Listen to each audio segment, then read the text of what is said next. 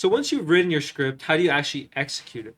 Well, first let's cover some concepts so we understand exactly what we're doing in those steps leading up to executing the script. And then of course we'll cover the syntax on how to actually tell the Bash interpreter, hey, I want you to run this script file. I want you to run the commands inside of it. So first let's cover permissions. So we already learned about permissions in Linux. We learned about who has access, but how they can access the files. Now we only covered read and write, and we kind of glossed over the execute part. That's because execute is unique to script files. So now that we're covering scripts, we can finally take a deep dive into what that execute permission means. So scripts and permissions. So we've learned about read and write. Let's explore execute permission, which is key and really all about running scripts. So when you give the execute permission to a file, you allow the file to run as a program or as a script in the system. You're letting users run that. You're letting the operating system identify that file as something that can be run. If you do not set the correct execute permissions, the shell won't let you run the script directly. Now, there are indirect ways to run the script. We'll learn that with the bash command, but we're going to learn both ways to do it. For the most part, you do want to add those execute permissions. So it's going to tell the system this file can be used as a program. So fortunately, we've already covered how to set permissions. Let's do a little bit of review. Remember the numeric format. We could set the different levels of permissions, right, with these numbers. There's 7, 6, 5, 4, and 0. So 4 is read only, 5 is read and execute, 6 is read and write, and then 7 is all of them together. And of course, 0 is no permissions. So the 700, what does that mean? Well, remember the 3 numbers correspond to the 3 types of users. The first number is for the owner. So the owner can do 7, read, write, and execute. The owner could do everything. The group that has ownership over that file or directory will have no permissions because we set a 0 in the chmod 700 down there. And then the others, anybody who's not an owner or part of the group, is going to also have no permissions over that file or directory. So in this case, right, if we go back, answer keys was a directory. Now, of course, right, answer keys is going to have sensitive information. So if we had a shared file system, and you were accessing the same VM as I was, unless you were the person who created answer keys, which you probably wouldn't be, right? It'd probably be me as a professor who created that directory. If you're part of the group, let's say the CIS 112 group, you wouldn't have any permissions over that one. And if you're not part of the owner or the group, which is everybody else, you also wouldn't have any permissions, which makes sense for answer keys, right? I don't want anybody else but myself to have access to the answer keys for the class. So how does this relate to permissions, right? How can we give execute permissions, right, to a file?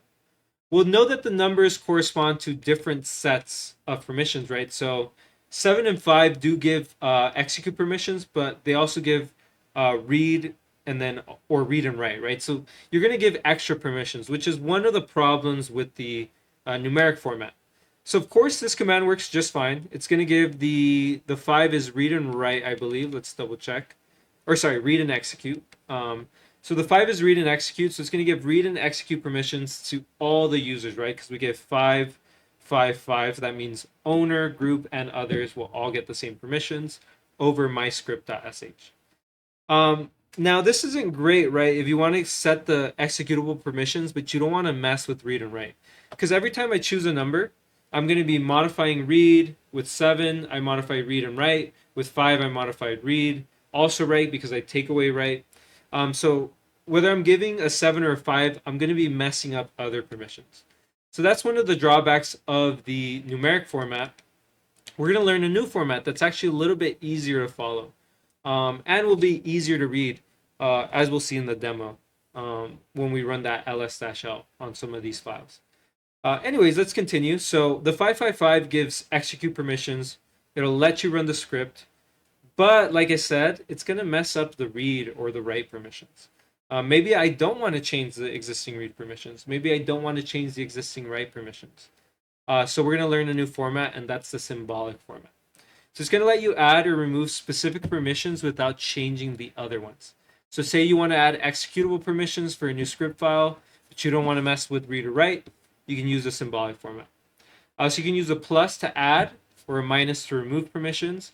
And notice those letters, right? We're going to go over those different letters. Right now it looks like gibberish. Let's go over the syntax one step at a time.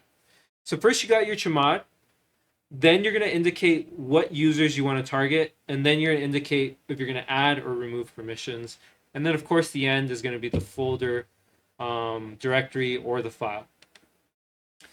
So let's focus on the UGO and the RWX. So the first part of the chmod argument in the symbolic format is going to be the users that you're targeting for the permission. You want to just do the file owner, you're going to use U. You want to target the group, you're going to use G. You want to target everybody else, you can use others. If you want to target everybody, you can use A, which is going to be user group and others all at once. Cool thing about Linux, if you don't write a U, G, or O, or A, if you kind of skip out on writing any of those letters, it's going to default to the A. It's going to assume that you mean all the users. So you can actually not write any of these letters, and it'll default to the A. So after you indicate which users you're targeting, you're going to use a plus or a minus to indicate, hey, I'm adding permissions or I'm removing them. And then after the plus or minus, you're going to put an R, W, or X. Do you want to add read permissions? You use the R. You want to add write permissions? You use a W. You want to add execute permissions? You use an X.